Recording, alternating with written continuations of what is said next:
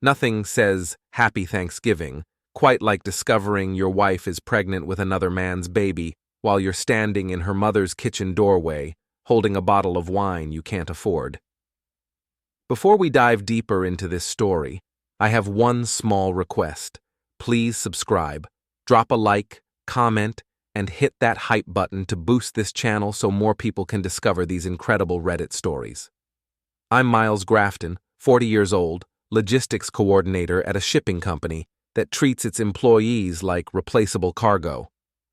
My wife, Jade, works as a receptionist at Holt's Dental Clinic, where she spends her days scheduling appointments and apparently scheduling other activities too.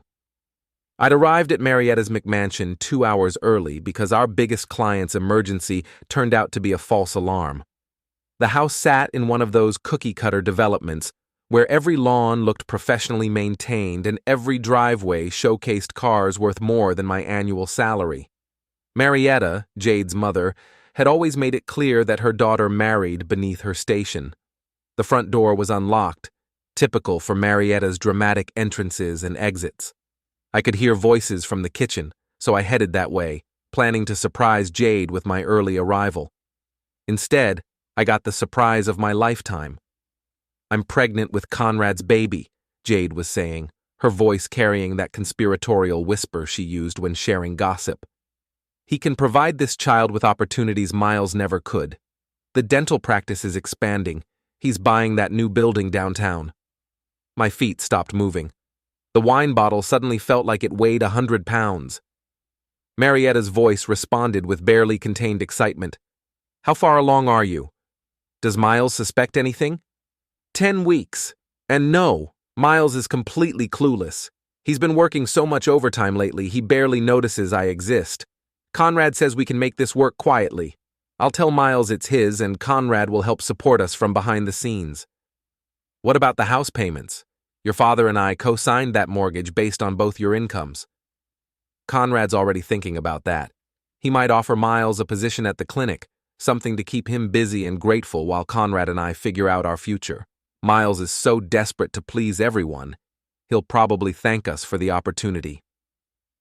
I pressed my back against the hallway wall, my heart hammering so hard I was sure they'd hear it. 10 weeks pregnant. I tried to remember 10 weeks ago. That was right around the time Jade started working late 3 nights a week, helping Conrad with inventory management and patient file reorganization. "You're sure Conrad will leave his wife?" Marietta asked. "He's already talking about it. Patricia doesn't understand the business like I do. She's just extra weight now that the clinic is established. Conrad says I have vision for expansion, that I could help him build an empire." "And Miles?" "Miles will be fine. He's not the type to make waves. We'll probably divorce quietly, and he can visit the baby on weekends. Conrad thinks it might actually work out better that way. Less complicated than a messy separation from Patricia." I'd heard enough. My hands were shaking as I set the wine bottle on the hallway table and pulled out my phone. I opened the voice recorder app and walked closer to the kitchen doorway. "You really think Miles won't figure it out?" Marietta was asking. "Mother, Miles thinks romance means bringing me gas station flowers and suggesting we split a pizza on date night. Conrad takes me to restaurants where the appetizers cost more than Miles spends on groceries. There's no comparison. What if Miles gets suspicious about the timing? I've thought about that. I'll tell him we conceived during that weekend in September when he was trying so hard to be romantic. He'll be so flattered that his efforts worked. He won't question anything. Men like Miles want to believe they're more capable than they actually are." The recording app showed 3 minutes of audio. I stopped it and backed away from the kitchen, my mind racing through months of small details I'd dismissed. Jade's new clothes, her suddenly sophisticated taste in wine, the way she'd started criticizing everything about our modest house and neighborhood. I could hear them moving around the kitchen now, probably starting food preparation for the family dinner that was supposed to begin in 2 hours. Aunts, uncles, cousins, and me. The unwitting fool who'd been supporting his wife's affair and preparing to raise another man's child. My phone buzzed with a text from Jade. "Where are you? Mom's asking when you'll arrive." I typed back, Running late, emergency at work, start without me. Then I walked out the front door, got in my 10-year-old Honda, and drove away from the McMansion, away from the family dinner, and away from the life I'd thought was mine. The Switchyard Motel sat on Route 9, the kind of place where truckers caught 4 hours of sleep and people paid by the week when life fell apart. The neon sign flickered between vacancy and no vacancy like it couldn't make up its mind. Perfect metaphor for my current situation. I'd been living there for 3 days, surviving on vending machine coffee and whatever the gas station next door passed off as food. My phone had 47 missed calls from Jade, 23 from Marietta, and a handful from various family members wondering where I'd disappeared to on Thanksgiving. The room smelled like industrial disinfectant and broken dreams, but it was mine for $38 a night. I'd paid for a week up front while I figured out my next move. Saturday morning, I drove to our house. My house, technically, since the deed was in my name only. Jade's car wasn't there, but she'd left evidence of frantic activity. Drawers pulled open, closets ransacked, papers scattered across the kitchen table. She'd been looking for something, probably financial documents or evidence of assets she could claim.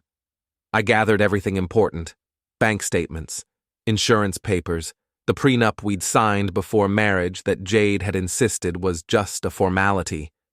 At the time, I'd thought it was romantic that she wanted to prove she was marrying me for love, not money. Now I realized Marietta had probably pushed for it, assuming Jade would eventually trade up to someone wealthier. The prenup was crystal clear. Infidelity voided any claim to shared assets. Jade would leave the marriage with exactly what she'd brought into it, which wasn't much. My phone rang. Jade's number. "Miles, thank God. Where are you? I've been worried sick." Her voice carried that practiced concern she used with difficult patients at the dental office. Professional sympathy with an undertone of impatience. "I'm fine, Jade. Just needed some time to think." "Think about what?" "You disappeared on Thanksgiving without a word. My family thinks you've had some kind of breakdown." "Have I?" "Miles, you're scaring me. Come home so we can talk about whatever's bothering you." I almost laughed. The audacity was impressive. "What's bothering me? Let me think.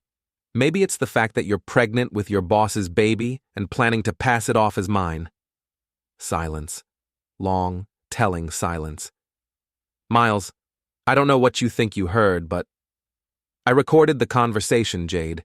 You and your mother planning my future while I stood in the hallway like an idiot with a bottle of wine." "You were eavesdropping?" I was arriving early to surprise my wife. Instead, my wife surprised me. "Miles, please, come home and let's discuss this rationally." "Rationally? You want to discuss rational? Let's start with 10 weeks pregnant. That puts conception right around the time you started working late with Dr. Conrad Holtz. Want to discuss the rational timeline there?" Another pause. I could practically hear her brain scrambling for damage control. "It's not what you think." "It's exactly what I think. The question now is what we're going to do about it." "What do you mean?" "I mean our prenup is very specific about infidelity, Jade. I mean I've already moved our joint savings into an account with only my name on it. I mean you and your mother might want to rethink those house payments you've been counting on." "You can't do this." "Actually, I can. I already have." I hung up and turned off my phone. For the first time in 3 days, I felt something other than numbness. It wasn't happiness exactly, but it was better than the hollow ache that had been sitting in my chest since Thanksgiving. By Monday morning, my phone had exploded with messages. Jade had clearly been busy over the weekend, crafting her version of events for public consumption. According to the texts from mutual friends, I was having a midlife crisis and had abandoned my pregnant wife during the holidays. Trish Morrison, Jade's best friend and fellow receptionist at the dental clinic, had sent me a particularly nasty message. "Jade told me what you did. Walking out on a pregnant woman?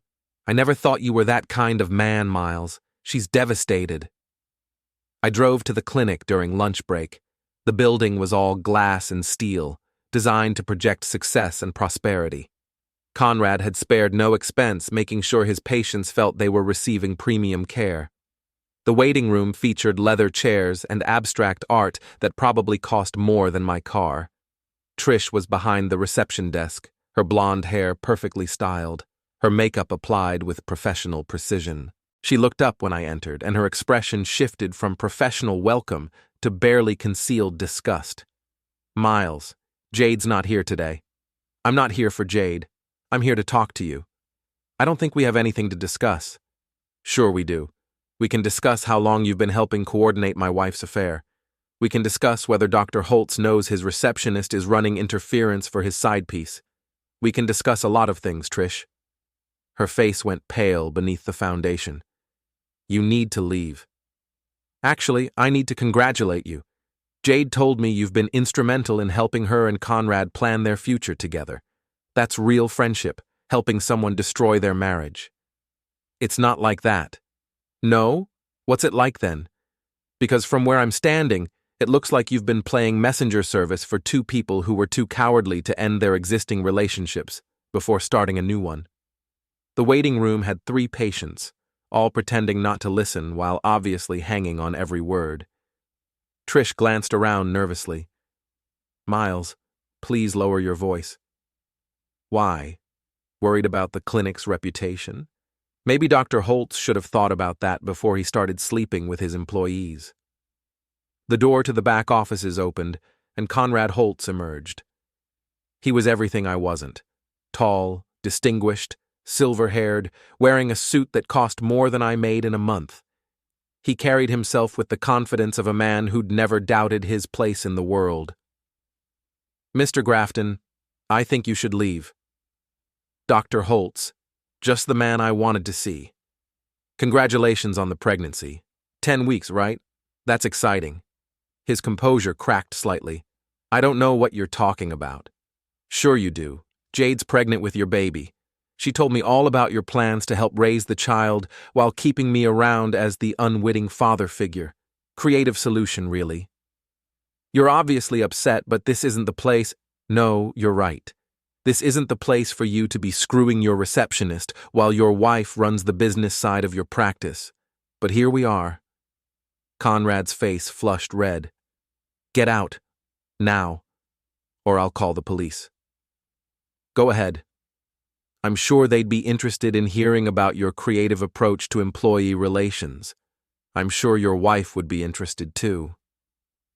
I turned and walked out, leaving behind a waiting room full of wide-eyed patients and 2 very rattled conspirators. My hands were shaking from adrenaline, but I felt more alive than I had in months.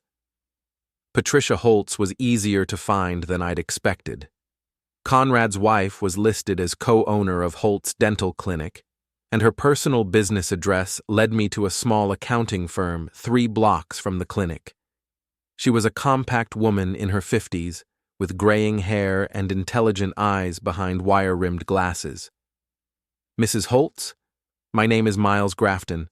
I think we need to talk about your husband and my wife." She studied my face for a long moment, then gestured toward a chair in her office. "I've been wondering when someone would come to see me." "You know? I've suspected for months. Conrad's been working late more often, taking mysterious phone calls, spending money on things that don't show up in our business accounts. When you've been married 23 years, you notice changes. My wife is pregnant. She says it's Conrad's baby." Patricia's expression didn't change, but her hands tightened on her desk. "How far along?" 10 weeks. That matches the timeline I've been tracking. Conrad's been distracted since early September, right around when we hired the new receptionist to work with your wife. Trish Morrison. She's been helping coordinate their relationship." "I see." Patricia opened her desk drawer and pulled out a file folder. "I've been documenting Conrad's unusual expenses and schedule changes. If your wife is pregnant with his child, it confirms what I've been suspecting. What are you going to do?" "What I should have done months ago. I'm going to protect my interests and my business." She opened the file and showed me bank statements, credit card records, and a detailed log of Conrad's activities. Patricia had been conducting her own investigation, building a case with the thoroughness of a trained accountant. "Conrad thinks I don't pay attention to anything but numbers," she said. "He's wrong. I pay attention to everything that affects our financial stability, and an affair with an employee definitely qualifies." "What about the clinic?" "The clinic is half mine. The building, the equipment, the patient list, the accounts, all of it. Conrad may be the dentist, but I'm the business owner. Without me, he's just a man with expensive dental school debt and no way to pay it." We spent an hour comparing information. Patricia's financial records corroborated everything I'd discovered about Jade's new lifestyle. Expensive dinners, hotel rooms, jewelry purchases, all funded by Conrad's business credit cards. "Your wife made a mistake," Patricia said. "She assumed Conrad would leave me for her, but Conrad's not going to give up half his business and 23 years of financial stability for a receptionist, no matter how pregnant she is." "So what happens now?" "Now I terminate both receptionists for violating workplace conduct policies. Now I freeze Conrad's access to business accounts until we renegotiate our partnership agreement. Now I make it very clear that his affair is going to cost him significantly more than he anticipated." I left Patricia's office feeling like I'd found an unexpected ally.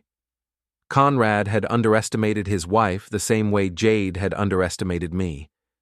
We were both tired of being taken for granted. The call came Tuesday evening while I was eating gas station pizza in my motel room. Jade's number, but when I answered, it was Marietta's voice. "Miles, we need to talk." "Do we?" "Yes. This has gone far enough. Jade is pregnant and scared, and you're acting like a child." "I'm acting like a man whose wife is pregnant with another man's baby, Marietta. There's a difference." "Mistakes happen, Miles. Marriage is about forgiveness." "Mistakes? 10 weeks of sleeping with her boss was a mistake? Planning to deceive me about paternity was a mistake? Which part exactly was the mistake?" "Come to dinner tomorrow night. Let's discuss this like adults." "Adults? You mean like adult enough to plan my future while I stood in your kitchen holding wine like an idiot?" Silence. "You recorded that conversation?" "Every word." "Miles, please, think about the baby." "I am thinking about the baby. I'm thinking it deserves a father who's actually its father." I hung up and immediately called Patricia Holtz. "Mrs. Holtz, it's Miles Grafton. I think it's time to accelerate our timeline." Wednesday afternoon, I drove to the house I'd shared with Jade for 3 years. Her car was in the driveway, along with Conrad's silver BMW. They weren't being subtle anymore. I used my key and walked in through the front door. They were in the living room, sitting close together on the couch, Conrad's arm around Jade's shoulders. They looked up when I entered, both startled by my unexpected appearance.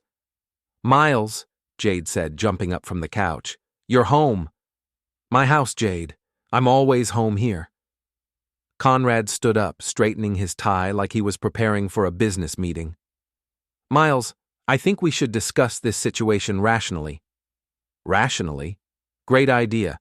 Let's start with you explaining why you're in my house with your arm around my pregnant wife." "Jade asked me to be here for moral support while she talked to you about your future arrangements." "My future arrangements? How thoughtful. Did you two work out all the details while you were planning how to deceive me about paternity?" Jade stepped between us. "Miles, I know you're angry, but we can work this out. The baby needs stability, and fighting isn't going to help anyone." "You're right. Fighting isn't going to help. That's why I've already taken steps to resolve our situation." "What kind of steps?" I pulled out my phone and played the recording from Thanksgiving. Jade's voice filled the room, clearly explaining her pregnancy, her affair, and her plans to deceive me.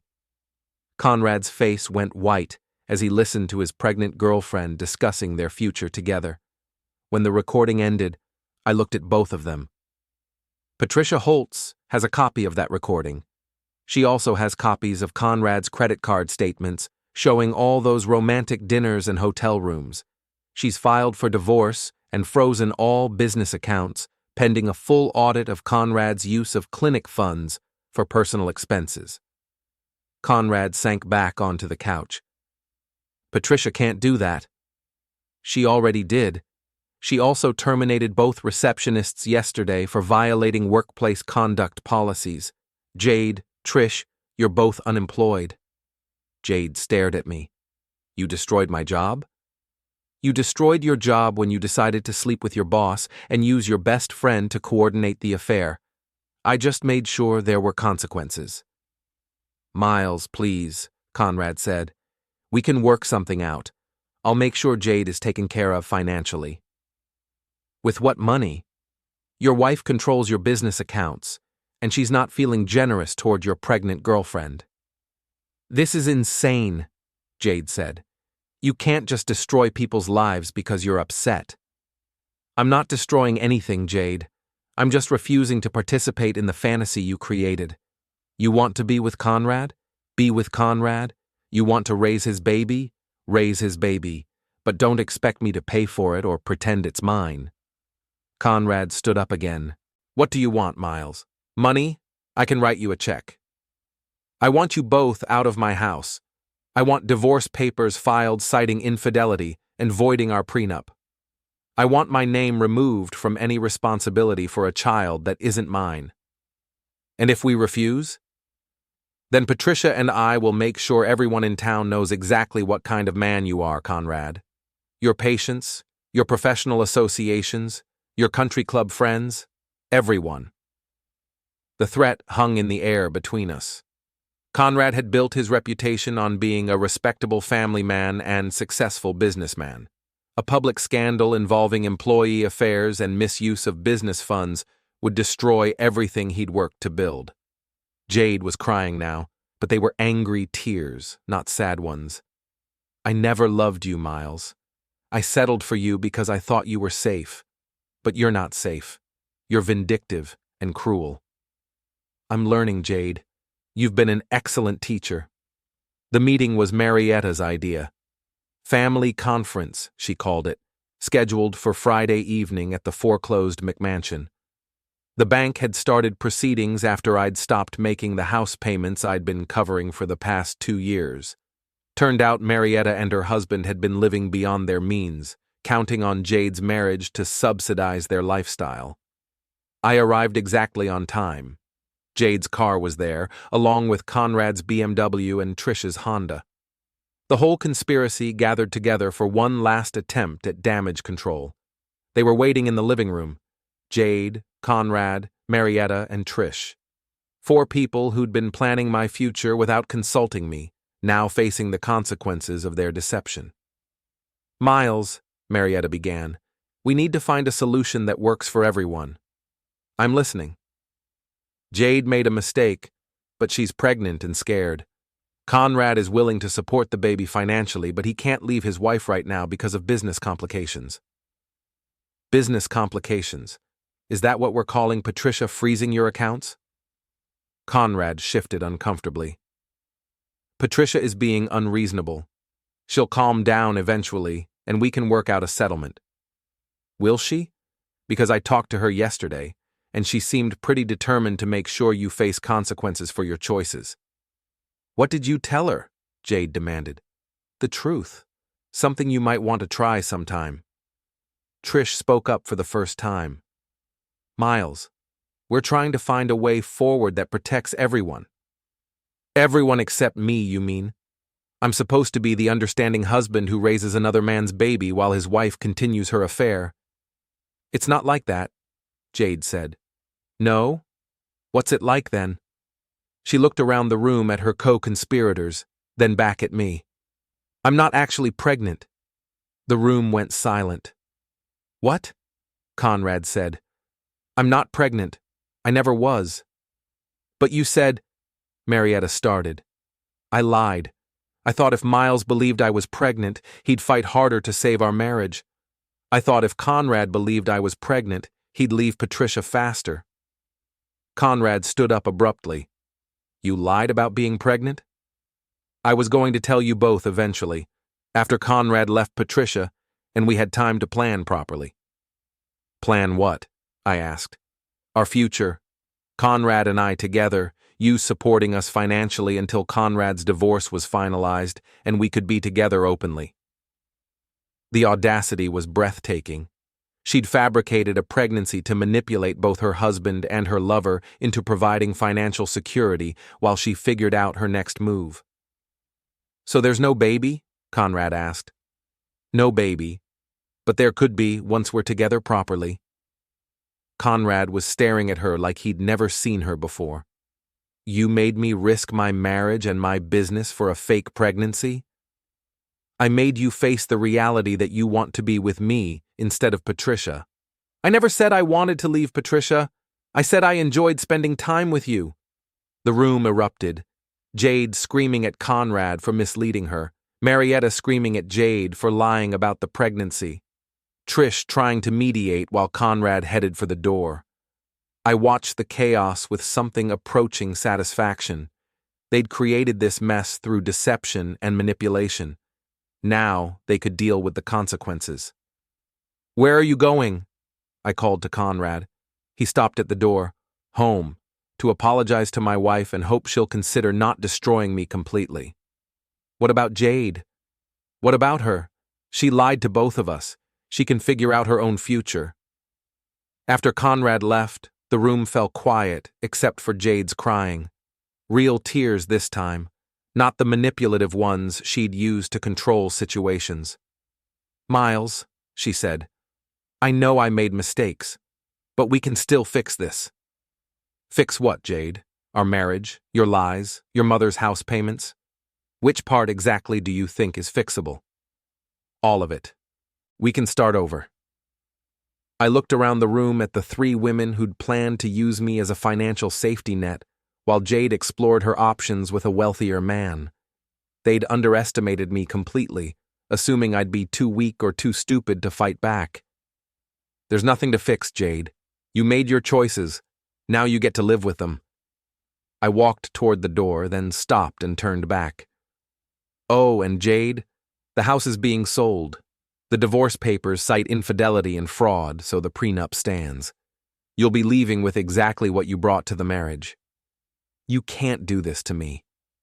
I'm not doing anything to you. I'm just refusing to be your victim anymore. I left them in the foreclosed McMansion. Three women who'd gambled on manipulating two men and lost everything. Jade would have to move back in with her parents, except her parents were losing their house too. Trish was unemployed and complicit in a workplace affair. Marietta was facing bankruptcy. Outside, I sat in my Honda for a moment, listening to the muffled voices of their argument through the windows. Then I drove back to the Switchyard Motel, packed my belongings, and checked into a decent apartment across town. 6 months later, I heard through mutual acquaintances that Jade was working at a chain restaurant and living with a roommate. Conrad and Patricia had reconciled after he'd agreed to give her complete control of the business finances. Trish had moved to another state. Marietta's house had sold at auction. I'd kept the recording of Jade's Thanksgiving confession, not for revenge, but as a reminder. A reminder that people will show you exactly who they are if you pay attention. A reminder that being underestimated can be an advantage. A reminder that sometimes the best response to betrayal is simply refusing to participate in your own destruction. My new apartment had a view of the river and rent I could afford on my logistics coordinator salary. It wasn't fancy, but it was honest. After 3 years of subsidizing other people's deceptions, honest felt like luxury. I never saw Jade again, though I heard she eventually married a mechanic and moved to Florida. I hoped she'd learned something from our disaster, but I doubted it. Some people are incapable of taking responsibility for their choices. As for me, I learned that revenge doesn't have to be elaborate or dramatic. Sometimes the most devastating response to betrayal is simply walking away and letting people face the natural consequences of their actions. The truth has a way of surfacing eventually, And lies have a way of collapsing under their own weight. All you have to do is stop holding up the structure and watch it fall.